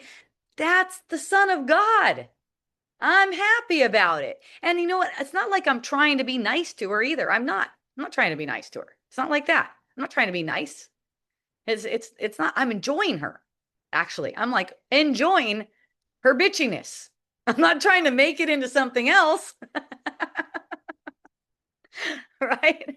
And it's not like I'm trying to manage the way I'm talking. I'm not trying to make her into a better person, right? I'm just being happy. I'm being my natural, living in the peace of God, staying in the peace of God, no matter what's arising. I barely ever get triggered, and boy, when I do, I'm having a great time with it. When I do, it's barely ever that I'll actually sense a trigger. A lot of the times the trigger will be, that seems like it's annoying, and it's like it'll just pass so fast because there's nothing annoying. You just say to her, "Isn't that cute? Uh, That's so cute." Christine's with me all the time in the same room. Yeah. Yeah, she'll start saying this doesn't seem like it's really. I know it can seem like that, but you keep on showing up, so you must want it. Yeah, and I tell her how cute she is. I'm like, that is so cute. Yeah, that face. I could just see that face. Yeah. Yeah, we're over there, we're using blocks. I'm sharing block therapy with people, and um I'm just running the videos, we're running the block therapy videos, and I'm just sharing it with my friends. And she'll be like, this torture and stuff like that. I'm like, well, you are the one that's giving yourself the torture. You don't have to torture yourself. It's not meant to be torture. I'll just keep on reminding her, back off. Back off a little. So Lori said empathy actually hurts in the body. That's right. That's why it's a doorway. It actually hurts. Okay. No one needs you to hurt with them. No one needs that. That's not helpful. It's not. What it's helpful for as a signal, that's what it's helpful for. It's a signal that compassion is being called for. That's why it's self-compassion. You know, yourself needs compassion right now because you're actually believing that this person's pain is justified, right? So that's how you demonstrate to your own mind that the pain itself, whatever the upset feeling, anything, it's not even justified. It has no justification. And that's why some people can say, "You're for real, Hope." Like they'll come up to me and they'll go, "Yeah, this is going on, this is going on." I'll be like, "Good. That's good," because it's bringing, they're like, "What? No one tells me this is good. No one tells me this is good." For instance, that's my son isn't talking to me. You know, people normally want to commiserate with you, right? Like, you know, I might go, "Oh," and then immediately sink into, "Okay, it's all a blessing. Everything that occurs is a blessing." Okay, what videos are you talking about? The ones on the block? Yes, block therapy website. You go to blocktherapy.com. You guys, if you want to do it, you could do it. You go on there, you go blocktherapy.com. I recommend getting the baby and the buddy, the set. That's what the blocks are called, baby and buddy. Get that set. And then the set come, by the way, I make no money off of this. I'm not allowed to. The set comes with a starter program that gives you all these videos that you can do that make it easy for you to learn. And then, of course, you could always ask me because I've been doing it like 4.5 years, you know, and always ask me about it too. I find it to be very effective. I find that it's like a somatic practice of getting to know what's playing in the unconscious mind. Friends have told me, in fact, the one I was just talking about, you know, yesterday she told me that she was reminded of a surgery she had like 30 years ago. She had forgotten about that and all of the emotions that came up around that time because, you know, they kind of got buried. And as we're accessing this pain in her body, the unconscious pain that's being projected onto the body, it's all coming from the mind, but it's being projected. As that's coming, she's getting in touch with those buried emotions again. And this reminds me of what Jesus talks about in chapter 2 about the unwatched unconscious mind. It's really they've been unwatched for so long and buried for so long that we've become unaware of them. But what's going on? What's going on with my friend too? And I've talked about this with her plenty of times. I'm like, the reason why you're being such a bitch is because you have pain that you're not aware of and you're acting out of that pain. So what we're doing, and I just repeat it over and over again. This friend of mine does not come to wisdom dialogues. She doesn't come. She's got excuses why she doesn't want to come, doesn't come, whatever. But she's accessing basically the teaching through bringing up unconscious pain in the somatic sense and seeing and recognizing, okay, these are unhealed, unwatched emotions that I buried, and she's actually seeing them come up in that way. So I definitely think it's helpful. I feel like it's been really helpful for me. I feel like doing block therapy as part of block therapy with A Course in Miracles together goes together so well. I feel like it's been instrumental for me in seeing and releasing pain that I was unaware of. Because as the pain is coming up, also the stories are revealing themselves, and we can see what we've made a problem and be released from those kinds of things. Um, yes. So there's no place for them to hide. There's no place for these illusions to hide. And also, it takes a lot of focus to be watching your mind. Like, what is it that's projecting all the time? When you're using a tool, and a Kahi comes, he comes to my sessions. I do them from 8 to 10 every morning in Kehena. In case anyone wants to join me, we get pretty full in there, though. I will say, here in Kehena, definitely people like to come for that. 8 to 10 every morning. You guys could come. and people are getting access to things that have been hidden. And what happens is, as A Course in Miracles says, all these things are an attack on the body, and the body starts getting kind of like deformed, right? It starts like things start turning in weird directions, and things start being painful and stuff like that.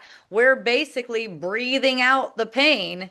And so people that can't hear this, what I'm sharing, especially, like around here, we have huge mantra groups, and I start talking about stuff like this, and people will go, I don't know. One of my friends asked me, "Do you want to talk at the mantra group?" I'm like, what would I say at the mantra group? I'm not going to have everyone running out the door. To tell them that the gods they're singing to are not above them. They're actually in your mind, right? Okay, so Akahi's commenting now. Thank you, thank you, thank you so much for sharing your heart and wisdom. I love you so much. Thank you. I love you too, and I appreciate you. June is there too. Oh, how fun. Aloha, June. Sending you infinite love and blessings. And yeah, again, Kahi asked me to, because he heard me talk about this years ago, and apparently I forgot about it. I forgot about what I saw in Mantra when I went there and stuff. And I was at the Cozy Cat Cafe weeks ago, and I just go, there's a Mantra event coming up, and I was like, oh, I was guided to go there. I forgot about what they even sing about.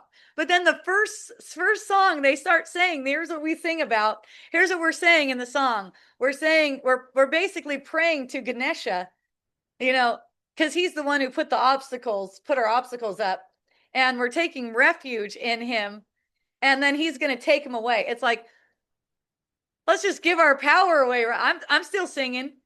I'm sitting there singing, right? And people say, yeah, it's uplifting. You know what? It's your consciousness. It's not what you do. There's nothing evil again. There's not good and evil, right? We were talking about that earlier. You can go to mantra all day long. Now you're going there with a different consciousness. You're knowing that this shit is not true, right? And in that you're recognizing, and in that you're accepting the truth. You're being in the presence of God. So again, it's not like you're like, oh no, I'll never go to mantra or something like that. It's bad. That wasn't even in my mind at all. I had forgotten what the heck they even sing about there, right? It just sounded good to go sing. I love to sing. It's fun. And they sing with a bunch of people. Then I can't even hear myself singing. That's great. so, so, so yeah, it's like keep on, and you don't have a choice either. That's the other thing. You do not have a choice whether you go to mantra or not. You can just make it right or wrong, and then be in delusion. That's all. Right? You can make it right. If you make it right to go to mantra, or if you make it wrong to go to mantra, that's the same thing. It's not like that. Okay. So it's not a matter of you shouldn't go. It's a matter of look what you're singing and recognize that that is not true. Deny all meaning to it. I was friends with a Indian spiritual teacher one time, and I'm still friends with him. He's just not here. He's somewhere else. I don't know what country, but he said you should not be going to mantra. He's like, you're way more enlightened than any of those songs that they're singing. If you were going to go to mantra or do mantra, make up your own mantras. That's what the Indian spiritual teacher told me. He said those songs are geared toward actually keeping you in delusion. That's what they're geared toward. But that also still has to do with you believing in it. See? But I bet you a lot of the people that are in there do believe that those things are true, that these things have power over us. Like even the rain, it's raining right now, apparently. Even the rain, that's coming out of our mind. We're actually the ones responsible for all things that seem to be manifesting. And it's like recognizing that the rain, if it's raining right now, that's a blessing. We're not trying to control any elements or anything like that. If it's raining, that's a blessing. Okay? Because it's perfectly orchestrated. There's no obstacles. Like, let's say we wanted to have a picnic. The brain all of a sudden seems like an obstacle, right? No obstacles, though, because everything's orchestrated for us in our favor. I appreciate you asking, and I appreciate you being on, and I'm super grateful for your love. Thank you so much. All right, you guys. I'll be back tomorrow. There will be a lesson of the day. I do not know what the lesson is yet. I'm going to study for it tonight and maybe tomorrow, and I'll have something for you for the lesson of the day. That'll start at 1 p.m. tomorrow. I will be on Zoom. Zoom is working for me now, and I'm so happy about that. All of them are going to be on Zoom now. Also, oh, Caitlin, thank you for putting hearts on here. I was just reminded that I'm going to be at Hawaiian Sanctuary this Friday, July 3rd. It's actually Tony's birthday. Tony's coming too. She says, woohoo, I'm going to be there speaking for their Third Eye Friday. I'll be there from 6 to 6:30, possibly saying things that are very triggering to the community, but it'll be really fun for me. I'm glad it's such a sweet community. She's laughing. Yeah, I know I was telling the girls over at the festival yesterday. I was like, yeah, apparently, I'm the one that's used to say the triggering things and to trigger people because I don't mind. I just don't mind. I don't mind if people are triggered at me. I'm not trying to fit in. I don't need anything. Like I said, I don't need anything. So I don't need a community. I don't need it. I don't need people to like me, anything like that. So I can say the truth. I could speak the truth. Notice how often you're not speaking the truth because you think you need to be accepted into something. It doesn't work like that. It's not like that. That's a survival tactic. We do not need survival tactics. All the people and the communities and everything are going to be coming around us exactly as it's orchestrated. But when we believe that we have to be inauthentic in order to please people, in order to fit in, that's when we start seeing things like, oh no, it's not working. Like, why don't they? And always striving. We don't need to do that. We could just be in the peace of God all the time. And it's a joy to be used in whatever way the Spirit would have you be used. I've had people get triggered in front of me, and it's a joy. It really is. It's not like, oh, I'm glad you're triggered or something like that. It's just like, thank you for that reflection. And I'll share that with them too. I'll be like, thank you for that reflection. And I'll let them have their trigger without trying to change their mind. Okay. So, hooray, everyone. I'll be back tomorrow. Check out hopejohnson.org. It's got a ton of information. And also, this is funded entirely by your donations. Thank you to those of you who have donated. And if you're thinking about donating, you can do it over there. I also accept different kinds of donations. Just ask me. I love you. And especially technical. I'm looking for technical anytime someone wants to help me with that. Yay! A hooey ho!